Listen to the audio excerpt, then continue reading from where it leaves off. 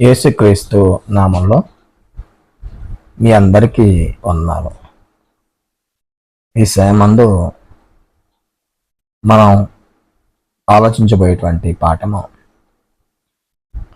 ఎవరు సత్య సంబంధులు అను పాఠముల గురించి ఆలోచన చేద్దాం. ఎవరు సత్య సంబంధులు? చూడండి, మానవుని గూర్చి దేవుని ఉద్దేశము ఎంతో గొప్పది. మానవుణ్ణి సృజించట్లో దేవుని యొక్క ఏర్పాటు ఎంతో శ్రేష్టమైనది. కానీ చాలా సందర్భాల్లో మనిషి తన జీవితాన్ని గురించి తాను నిందించుకుంటూ ఉంటాడు. మానవ జీవితము ఏ పాటది, ఎందుకు ఈ బాధలు, కష్టాలు, ఇబ్బందుల మధ్య మనిషి తాను నిందించుకునేటువంటి పరిస్థితి ఏర్పడుతూ ఉంటుంది. మానవ జీవితాన్ని గురించి తక్కువ చేసి మాట్లాడేటువంటి పరిస్థితులు కూడా మనం చూడకుండా ఉండలేదు. అందరు చాలామంది తక్కువ చేసి మాట్లాడతారు మానవ జీవితం గురించి. కానీ వాస్తవానికి మానవుని యొక్క జీవితము ఎంతో శ్రేష్టమైంది. ఈ జీవితాన్ని దేవుడు మనకిచ్చాడు. ఎందుకు ఇచ్చాడు అంటే మనము దేవుని గురించి ఎరగాలని, దేవుడు ఉద్దేశించినటువంటి సంకల్పాన్ని అనుసరించి మన జీవితాల్లో నడవాలని. అందువల్ల ఈ జీవితం యొక్క శక్తి చాలా బలమైంది, చాలా శ్రేష్టమైన విషయాన్ని మొదట మనం గ్రహించవలసిన వారే ఉన్నాం. మానవుడు ఈ భూమి మీద పరిపూర్ణుడు కాదు. చాలామంది ఎన్నో మంచి పనులు చేస్తూ ఉంటారు, మంచిగా జీవిస్తూ ఉంటారు. కానీ ఎన్ని మంచి పనులు చేసినా మంచికి వేరుగా చెడు అనేది వారి జీవితంలో ఏదో రకంగా కొనసాగుతూ ఉంటుంది. చెడు అనేది దేవుని దృష్టికి వేరైనటువంటి స్థితి. మానవుడు దేవునికి వేరుగా చేసిన ప్రతి పని కూడా చెడుకు సంబంధించిందే ఉంది. మనిషి ఏదో సందర్భంలో ఏదో పరిస్థితి మధ్య పాపమును ఎన్నుకుంటూ ఉంటాడు. పాపము చేత తన జీవితాన్ని నడిపించుకునే పరిస్థితి ఏర్పడుద్ది. కనుక మనిషి పాపముల చేత, అపరాధముల చేత చనిపోయి ఉన్నారు అనే విషయాన్ని ఎఫెసీ పత్రిక 2వ అధ్యాయం 1-2 తెలియజేయబడింది. మానవులు పాపములు చేసి, అపరాధములు చేసి దేవునికి దూరం అయ్యారు. కాబట్టి మానవుడు పాపములు కడిగి వేసుకుంటేనే దేవుని యొద్దకు వచ్చేటువంటి అవకాశం ఉంటుంది. పాపము కడిగి వేసుకోకుండా దేవుని యొద్దకు వెళ్ళేటువంటి అవకాశము ఎంత మాత్రం కూడా లేదు. అందువల్ల పరిపూర్ణుడుగా ఉండవలసిన మానవుడు పరిపూర్ణత కోల్పోయే పరిస్థితి రావడానికి కారణం ఏంటంటే పాపము. దేవునికి మానవుడికి మధ్య పాపము ఒక అగాధంగా ఏర్పడింది. ఈ పాపాన్ని బట్టి దేవుడు మానవుల్ని విడిచిపెట్టాడు. వారి ఇష్టానుసార మార్గంలో వారి జీవితాలను కొనసాగించేట్టుగా దేవుడు వారిని విడిచిపెట్టాడు. కానీ యేసుక్రీస్తు ద్వారా దేవుడు ఏర్పాటు చేసే సంకల్పాన్ని మనిషి గుర్తించాలని, దేవుడు కృప మనిషికి అందుబాటులో తీసుకొచ్చేటువంటి క్రమంలో దేవుని యొక్క సువార్త సర్వలోకానికి ప్రచురింపబడుతూ మానవుణ్ణి గురించినటువంటి జ్ఞానము మనిషి సృష్టించట్లో దేవుని యొక్క ఉద్దేశము ఏమై ఉందో వారు గుర్తించేట్లుగా, అట్టి జ్ఞానంతో వారు బతికేట్లుగా దేవుడు ఏర్పాటు చేయటము జరిగింది. అందువల్ల యేసుక్రీస్తు వారు ఈ భూమి అన్నప్పుడు యోహాను సువార్త 14వ అధ్యాయము 6వ వచనంలో యేసుక్రీస్తు వారు ఏమన్నారంటే, యేసు నేనే మార్గమును, సత్యమును, జీవమును, నా ద్వారానే తప్ప ఎవడను తండ్రి యొద్దకు రాడు. తండ్రిని గురించి ఎరగాలన్నా, తండ్రిని యొద్దకు వెళ్ళాలన్నా కానీ యేసుక్రీస్తే మనకు మార్గము, సత్యము, జీవమై ఉన్న విషయాన్ని మనం గ్రహించవలసిన వారైనా. యేసుక్రీస్తు యొక్క మార్గము మన జీవితాల్లో కలిగి ఉన్నప్పుడు ఆ సత్యాన్ని అనుసరించడానికి మనం ఇష్టపడితే అప్పుడు మన జీవితాల్లో జీవము అనుగ్రహింపబడుతూ ఉంటుంది. అందుని బట్టి ప్రతి వ్యక్తి యేసుక్రీస్తు ద్వారానే తండ్రిని చూడగలడు, అనగా పరలోకంలో ఉన్నటువంటి దేవుని చూడగలడు. మానవుని సృష్టించినటువంటి ఆ వ్యక్తిని చూడగలడు, ఆ వ్యక్తితో ఉండగలడు. ఎప్పుడంటే యేసుక్రీస్తు ద్వారానే జరిగేటువంటి కార్యక్రమం ఉంది. కనుక మనుషులందరూ కూడా సత్యాన్ని గురించిన అనుభవజ్ఞానంతో బతకాలని దేవుడు ఆశిస్తూ ఉన్నాడు. మనము లేఖన భాగం చదివినప్పుడు మొదటి తిమోతి పత్రిక 2వ అధ్యాయము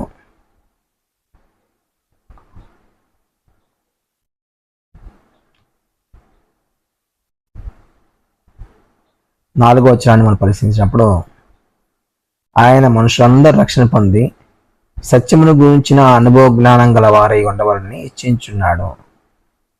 కాబట్టి సత్యవంతులుగా ఉండేటువంటి క్రమంలో ఒక వ్యక్తి సత్యాన్ని గురించి అనుభవ జ్ఞానం అనేది చాలా అవసరమై ఉంది. అంటే మనుషులు రక్షణ పొందటం మాత్రమే కాదు, దేవుడు మానవుణ్ణి ఎందుకు సృష్టించాడు అనే సత్యం గురించి, మానవుని గురించినటువంటి వాస్తవికతను ఎరిగేటువంటి విషయంలో, మన జీవితాల్లో దేవుడు అనుగ్రహించు నిత్యజీవం గురించి సత్యాన్ని మనం గుర్తించేటువంటి విధంగా మన జీవితాన్ని మనం క్రమపరుచుకున్నప్పుడే ఈ అనుభవం అనేది చాలా బలంగా మన జీవితంలో ముందుకెళ్ళేటువంటి అవకాశం ఉంటుంది. కాబట్టి యేసుక్రీస్తునందు ఒక వ్యక్తి సత్యాన్ని గురించిన అనుభవ జ్ఞానం కలిగి ఉంటేనే అతని యొక్క జీవితము ప్రయోజకరమైనది గాను, శ్రేష్టమైనది గాను, దేవుడు ఆశించినటువంటి ఫలాలు ఫలించేటువంటి రీతిగా ఉండేటువంటి అవకాశము ఉంటుంది. కావున మనం ఆలోచించినప్పుడు యేసుక్రీస్తు వారి భూమి ఉన్నప్పుడు పిలాతు యేసు ప్రభుని ప్రశ్నించాడు, నువ్వు రాజువా అని ప్రశ్నించినప్పుడు, అవును నేను రాజునే అని అన్నాడు. అని అంటూ పిలాతుకు సమాధానం ఏం తెలియజేశాడంటే, యోహాను సువార్త 18వ అధ్యాయం 37వ వచనంలో, అందుకు పిలాతు నువ్వు రాజువా అని ఆయన అడగ్గా, యేసు నువ్వు అన్నట్టు నేను రాజునే, సత్యమును గురించి సాక్ష్యమిచ్చుటకు నేను పుట్టుకుని, ఇందు నిమిత్తమే ఈ లోకమునకు వచ్చుకుని, సత్య సంబంధైన ప్రతి వాడును నా మాట వినను అని చెప్పాడు. చూడండి, ఇక్కడ యేసుక్రీస్తు చెప్పిన మాటలు మనం చాలా బలంగా అర్థం చేసుకోవాల్సిన విషయాలే ఉన్నాయి. ఏం తెలియజేశాడు? సత్యం గురించి సాక్ష్యం ఇచ్చుటకు నేను పుట్టాను అన్నాడు. అంటే యేసుక్రీస్తు పరలోకం నుండి ఈ భూమి మీదకి ఎందుకు వచ్చాడు? ఆయన పుట్టుకు వెనక కారణం ఏంటంటే సత్యాన్ని గురించి సాక్ష్యం ఇచ్చడమే యేసుక్రీస్తు యొక్క పని. ఇందు నిమిత్తమే ఈ లోకముకు వచ్చిందని చాలా స్పష్టంగా చెప్పాడు యేసుక్రీస్తు వారు. యేసుక్రీస్తు ప్రభు సత్యాన్ని గురించి సాక్ష్యం ఇచ్చడానికి నేను వచ్చాను. ఏంటి సత్యము? దేవుడి గురించి ఎరుగటే సత్యం. మానవుడు ఎందుకు సృష్టింపడ్డాడు అనే విషయాన్ని ఎరుగటే సత్యం. మన జీవితాల్లో దేవుడు ఇచ్చేటువంటి నిత్య జీవాన్ని గురించి మనం నిరీక్షణతో బతకటమే సత్యమై ఉంది. అట్టి సత్యాన్ని గురించి మన జీవితంలో యేసు ప్రభు అనేక విషయాలను బోధించేటువంటి క్రమంలో, అనేక విషయాలు నేర్పించే క్రమంలో మన జీవితాలకి ఎంతో మాదిరిని కనపరిచే విషయాన్ని మనం జ్ఞాపకం ఉంచుకోవాలి. అందుకే యేసుక్రీస్తు వారు అన్నమాట ఏంటంటే, సత్య సంబంధమైన ప్రతి వాడును నా మాట వింటాడు. అంటే ఎవరు సత్య సంబంధులు అంటే, యేసుక్రీస్తు మాటను వినేవాడే సత్య సంబంధి. యేసుక్రీస్తు మాటను విన్నవాడు సత్య సంబంధి కాడని విషయాన్ని మనం మొదటగా గ్రహించుకునవలను.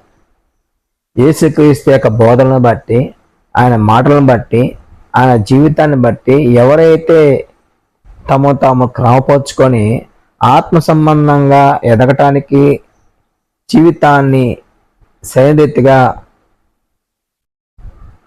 వారి జీవితాలు వాళ్ళు క్రమపరుచుకొని ముందుకెళ్తూ ఉంటారో వారు సత్య సంబంధులు. ఒక వ్యక్తి సత్య సంబంధి అవ్వాలంటే అతను మొట్టమొదటిగా మనం చేయవలసిన పని ఏంటంటే, యేసుక్రీస్తు అన్నటువంటి సత్యాన్ని గ్రహించవలసిన వాడే ఉన్నాడు. యేసుక్రీస్తు నందు మానవుని గురించి ఏం తెలియజేయబడుతుంది, దేవుని గురించి ఏం తెలియజేయబడుతుంది, మానవుడు పొందబోయేటువంటి నిత్యజీవం గురించి ఏం తెలియజేయబడుతున్న విషయాన్ని మనిషి గ్రహించాలి, అర్థం చేసుకోవాలి. దాన్ని బట్టి విధేయత చూపినప్పుడు మాత్రమే అది సాధ్యమైందనే విషయాన్ని మొదట గ్రహించగలవాళ్ళు. అంటే సత్య సంబంధి అవ్వాలి అంటే మొదటగా ఆ వ్యక్తి సత్యాన్ని గురించి ఎరగవలసిన వాడి ఉన్నాడు, సత్యాన్ని తెలుసుకోవాల్సిన వాడి ఉన్న విషయాన్ని ముందుగా తెలియజేయబడుతుంది. ఇక్కడ మనం పరిశీలించినప్పుడు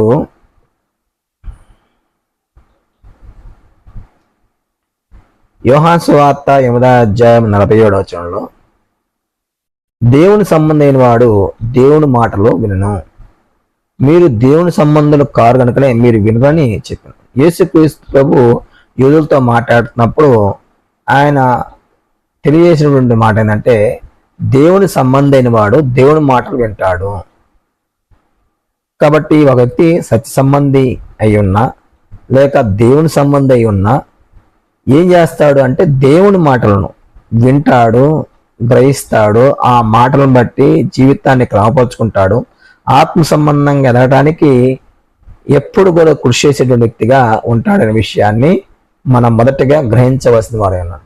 అంటే సత్య సంబంధిగా ఉండాలి అంటే, దేవుని సంబంధిగా ఉండాలి అంటే తను చేయవలసిన పని ఏంటంటే దేవుని మాటలు విని గ్రహించవలసిన వారే ఉన్నారు. ఆ విషయాల పట్ల అవగాహన పెంచుకొని ఆత్మీయంగా ఎదగవలసిన వారే ఉన్న విషయాన్ని మొదటగా మనం గ్రహించుకోవాలి. చూడండి, యేసుక్రీస్తు నందు జీవించేటువంటి వ్యక్తి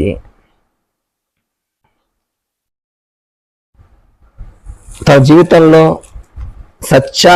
సత్యము చేత వారి జీవితాన్ని నడిపించుకునే క్రమంలో వారు చేయవలసిన మొదటి పని ఏంటంటే మొదటి పేతురు 1వ అధ్యాయం 2వ వచనంలో చెప్పబడిన రీతిగా మీరు సత్యమునకు విధేయులవుట చేత మీ మనసును పవిత్రపరచుకున్న వారయ్యుండి ఒకరినొకరు హృదయపూర్వకంగాను మిక్కటంగాను ప్రేమించుడి అన్నాడు. అంటే సత్యముకు విధేయులైతే మీ మనసులను పవిత్రపరచుకున్న వారుగా ఉంటారు. సత్యానికి విధేయత చూపబోతే మీ మనసులను అపవిత్రపరచుకున్న వారుగా ఉంటారనే విషయాన్ని మొదటగా గ్రహించుకునవలసిన వారే ఉన్నాం. అంటే ఒక వ్యక్తి సత్యాన్ని గ్రహించడానికి ఇష్టపడాలి, విధేయత చూపించడానికి ఇష్టపడాలి. అప్పుడు మాత్రమే వాళ్ళ హృదయము, వారి మనసులు ఆత్మ సంబంధంగా ఫలింపులోకి వెళ్ళేటువంటి అవకాశం ఉంటుంది. సత్యానికి వేరుగా జీవించే వాళ్ళు ఆత్మ సంబంధంగా ఫలించరు. చాలామంది బాప్తిజం పొంది ప్రతి ఆదివారం ఆరాధన చేస్తూ మేము బాగానే ఉన్నాము, దేవుళ్ళలో కొనసాగుతున్నామని ఇలా ఆలోచించుకుంటూ ఉంటారు. వాస్తవానికి అది దేవుని యొక్క ఆలోచన విధానానికి కేవలము తక్కువ స్థాయిలోటువంటి జీవిత విధానం.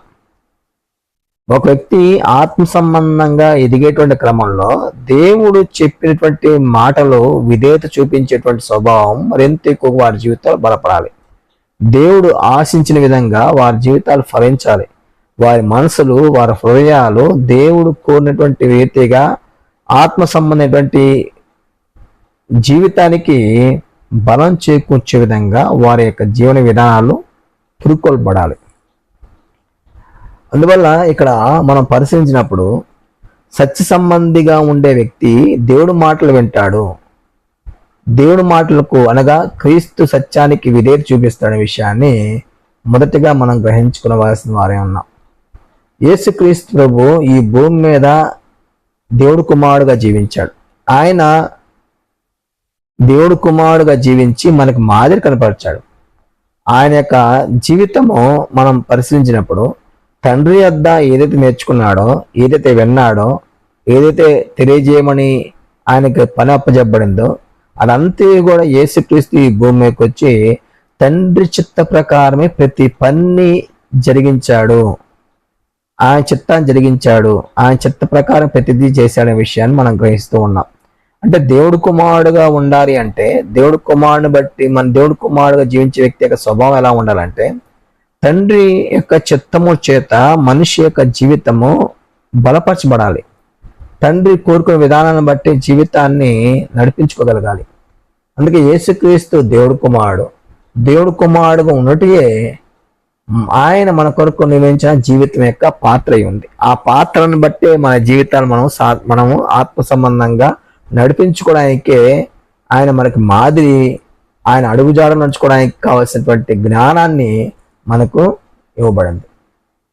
అందువల్ల ప్రతి క్రైస్తవుడు ఈ భూమి మీద జీవాన్ని పెంపొందించుకోవడానికి, జీవ సంబంధమైనటువంటి విధానాన్ని మెరుగుపరచుకోవడానికి యేసుక్రీస్తు మన జీవితంలో ప్రముఖ పాత్ర పోషిస్తున్న విషయాన్ని మనం గ్రహించవలసిన వారమే ఉన్నాం. యేసుక్రీస్తు ద్వారా దేవుడు కుమారులుగా మనము జీవమును కలిగి ఉన్నాం. కాబట్టి క్రీస్తుని బట్టి మనము ఆ జీవాన్ని సొంతించుకోబోతున్నాం అనే విషయాన్ని మనం గ్రహించాలి. దేవుడు కుమారులుగా ఈ లోకంలో యేసుక్రీస్తు నందు ఆయన స్వభావాన్ని సాధిస్తూ, యేసుక్రీస్తు యొక్క జీవనియమాలను, ఆయన బోధించేటువంటి జీవనియమాలను అనుసరించి బ్రతకటానికి ఎల్లప్పుడూ ఇష్టపడేటువంటి వ్యక్తులుగా మనం ఉండాలి అనే విషయాన్ని మనము వాస్తవంలోకి చూడగలగాలి. చూడండి, ఇక్కడ మనం పరిశీలించినప్పుడు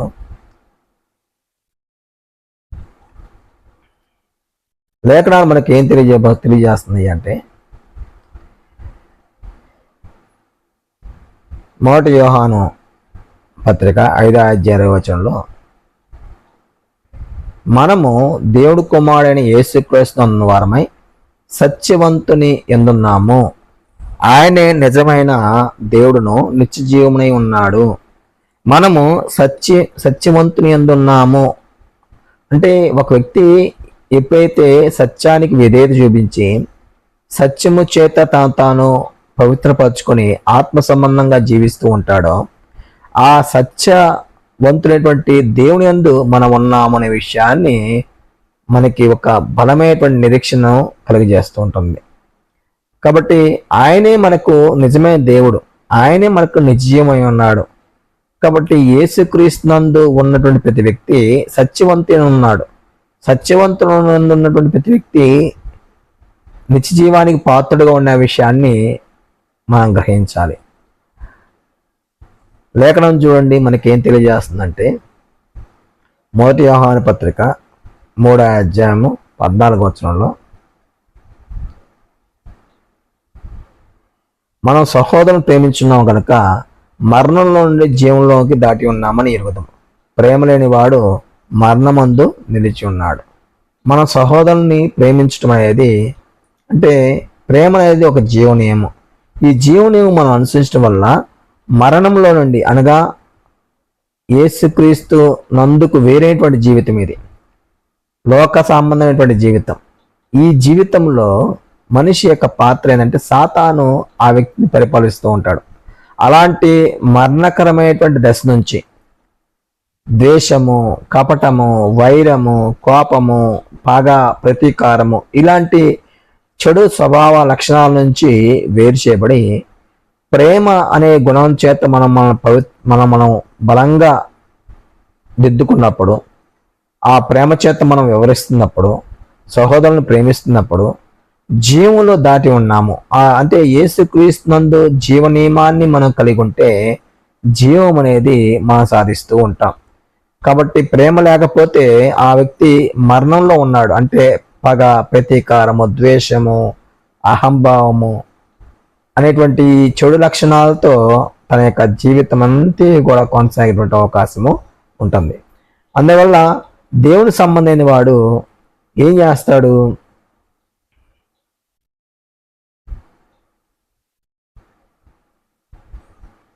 చూడండి, దేవుని సంబంధమైన వాడు ఏం చేస్తాడంటే, మొదటి యోహాను పత్రిక 4:6 మన దేవుని సంబంధము, దేవుణ్ణి ఎరిగినవాడు మన మాట వినను, దేవుని సంబంధి కానివాడు మన మాట వినడు. ఇందువలన మన సత్యస్వరూపైన ఆత్మ ఏదో, భ్రమపరచు ఆత్మ ఏదో తెలుసుకున్నాము. కాబట్టి మనము దేవుని సంబంధము అంటే, దేవుని సంబంధి ఏం చేస్తాడు? దేవుని ఎరిగిన వాడు దేవుని మాట వింటాడు. దేవుని సంబంధి కానివాడు దేవుని మాట వినడు. అందువల్ల దేవుని సంబంధి ఎవరో, దేవుని సంబంధి కానివాడెవడో, సత్య సంబంధి ఎవరో, సత్య సంబంధి కానివాడెవడో ఇక్కడ తేటగా తెలియజేయబడుతుంది. కాబట్టి సత్య సంబంధి అయిన వాడు దేవుడి మాట వింటాడు. దేవుడి యొక్క మాటలను బట్టి తన జీవితాన్ని తను సరైన రీతిగా నిర్ణయాలు తీసుకుంటాడు, ఆలోచిస్తాడు, ఆత్మ సంబంధంగా ఫలించడానికి సరైనటువంటి ఉద్దేశంతో ముందుకెళ్తాడు. దేవుని సంబంధి కానివాడు, అనగా సత్సంబంధి కానివాడు దేవుని మాటలు వినడు.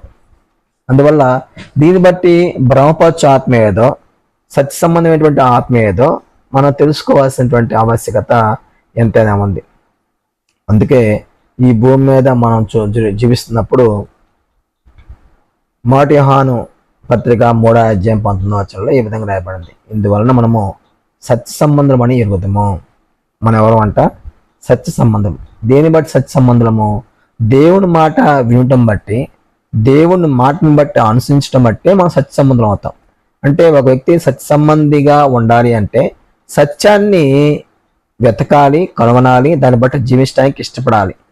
అప్పుడు మాత్రమే సత్య సంబంధిగా ఉండేటువంటి ఒక గొప్ప నిర్ణయంతో ఆ వ్యక్తి యొక్క జీవితం కొనసాగుతుంటుంది.